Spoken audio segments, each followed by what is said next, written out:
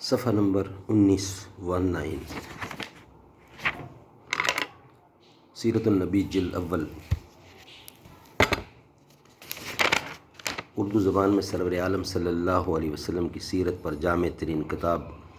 سیرت النبی صلی اللہ علیہ وآلہ وسلم، علامہ شبلی نعمانی رحمۃ اللہ، علامہ سید سلیمان ندوی رحمۃ اللہ، جلد اول۔ بسم اللہ الرحمن الرحیم، الحمد للہ رب العالمین، والصلاة والسلام علی رسولہ محمد وعلی آلہ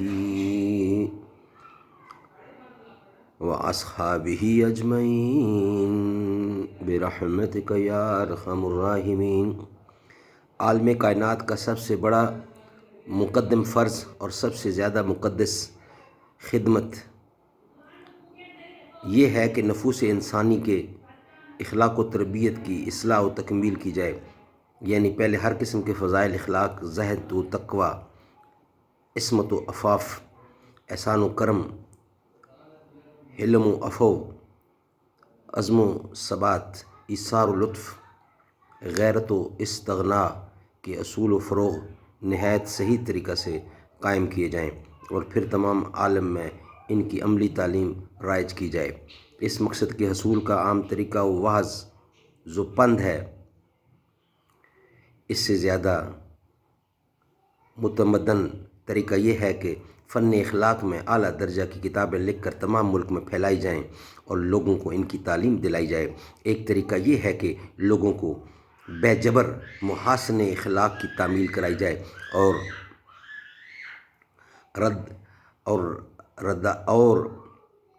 رذائل سے روکا جائے۔ یہی طریقے ہیں جو ابتداء سے آج تک تمام دنیا میں جاری ہیں، اور آج اس انتہائی ترقی یافتہ دور میں بھی اس سے زیادہ کچھ نہیں کیا جا سکتا، لیکن سب سے زیادہ صحیح، سب سے زیادہ کامل، سب سے زیادہ عملی طریقہ یہ ہے کہ نہ زبان سے کچھ کہا جائے، نہ تحریری نقوش پیش کیے جائیں، نہ جبر و زور سے کام لیا جائے، بلکہ فضائل و اخلاق کا ایک پیکر مجسم سامنے آ جائے جو خود ہمتاً آئینہ عمل ہو، جس کی ہر جنبش لب ہزاروں تصنیفات کا کام دے، اور جس کا ایک ایک اشارہ اوامر سلطانی بن جائے۔ دنیا میں آج اخلاق کا جو سرمایہ ہے، سب انہی نفوس قدسہ کا پرتو ہے۔ دیگر اور اسباب صرف ایوان تمدن کے نقش و نگار ہیں، لیکن اس وقت تک دنیا کی جس قدر تاریخ معلوم ہے، اس نے اس قسم کے نفوس قدسیہ جو پیش کیے ہیں، وہ فضائل اخلاق کی کسی خاص صنف کے نمونے تھے۔ مثلا جناب مسیح علیہ الصلاۃ والسلام کے مکتب درس میں صرف حلم و تحمل،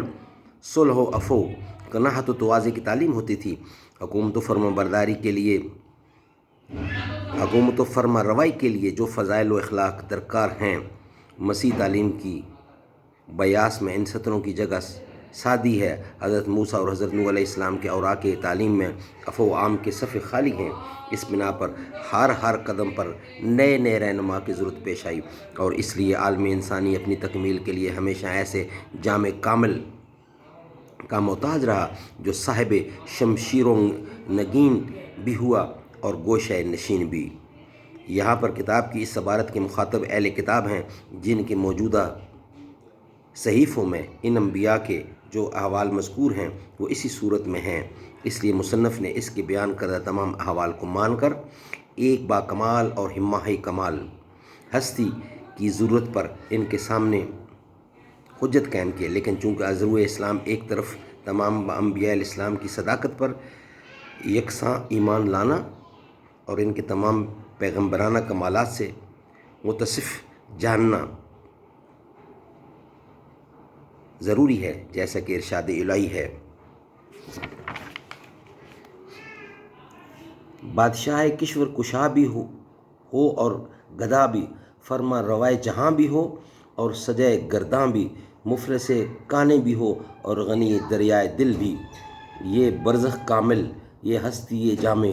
یہ صحیفہ یزدانی، عالم کون کی آخری معراج ہے۔ الیوم اکملت لکم دینکم لا نفرق بین احد من رسلہ، ہم اس کے رسولوں میں سے کسی کے درمیان تفریق نہیں کرتے، اس لیے یہ ضروری ہے کہ تمام انبیاء علیہ السلام کو یکساں صادق اور کمالات نبوت سے متصف جانا جائے۔ دوسری طرف ارشاد ہے تلک الرسل فضلنا بعضهم علی بعض منهم من کلم اللہ ورفع بعضهم درجات وآتینا عیسی ابن مریم البینات وأیدنہ بروح القدس، ہم اس کے رسولوں میں سے کسی کے درمیان تفریق نہیں کرتے، اس لیے یہ ضروری ہے کہ تمام انبیاء اسلام کو یکساں صادق اور کمالات نبوت سے متصف جانا جائے۔ دوسری طرف ارشاد ہے یہ حضرات مرسلین ایسے ہیں کہ ہم نے ان میں سے بعضوں کو بعضوں پر فوقیت بخشی، مثلا بعض ان میں وہ ہیں جو اللہ تعالیٰ سے ہم کلام ہوئے یعنی موسیٰ علیہ السلام، اور بعضوں کو ان میں سے بہت سے درجوں پر سرفراز کیا، اور ہم نے حضرت عیسیٰ علیہ السلام کو کھلے دلائل عطا فرمائے، اور ہم نے ان کی تائید روح قدس یعنی جبرائیل علیہ السلام سے فرمائی۔ اس سے معلوم ہوتا ہے کہ انبیاء علیہ السلام کے مراتب کمالیہ میں جزی تفادت بھی ہے۔ ان دونوں صداقتوں کے درمیان تطبیق کے لیے تھوڑی تشریح کی ضرورت ہے۔ حضرات انبیاء کرام علیہ السلام تمام کمالات نبوت و فضائل اخلاق سے یکساں سرفراز تھے، مگر زمانہ اور ماحول کے ضروریات اور مصالح الہی کی بنا پر ان تمام کمالات کا علمی ظہور تمام انبیاء میں یکساں نہیں ہوا، بلکہ بعض کے بعض کمالات اور دوسروں کے دوسرے کمالات زیادہ نمایاں ہوئے، یعنی جس زمانہ کے حالات کے لحاظ سے جس کمال کے اظہار کی ضرورت ہوئی وہ پوری شدت سے ظاہر ہوا، اور دوسرے کمال کا جس کی اس وقت ضرورت پیش نہیں آئی یہ مصلحت با کمال ظہور نہیں ہوا۔ حاصل یہ ہے کہ ہر کمال کے ظہور کے لیے مناسب موقع و محل کی ضرورت ہوتی ہے۔ اگر کسی عارض کی وجہ سے کسی کمال کا ظہور نہ ہوا ہو تو اس سے نفس کمال کے وجود کی نفی نہیں ہوتی، اس لیے اگر بوجہ عدم ضرورت حال ان انبیاء کرام کے بعض کمالات کا عملی ظہور کسی وقت میں نہیں ہوا تو اس کے یہ معنی ہرگز نہیں ہے کہ یہ حضرات نعوذ باللہ ان کے کمالات و فضائل سے متصف نہ تھے۔ غزوہ بدر کے قیدیوں کے باب میں حضرت ابو بکر صدیق رضی اللہ نے جب فدیہ لے کر ان کو چھوڑ دینے کا اور حضرت عمر نے ان کو قتل کرنے کا مشورہ دیا تو حضرت صلی اللہ علیہ وسلم نے حضرت ابو بکر کی طرف اشارہ کر کے فرمایا کہ اللہ تعالیٰ نے شدت رحمت میں لوگوں کی قلوب مختلف بنائے ہیں،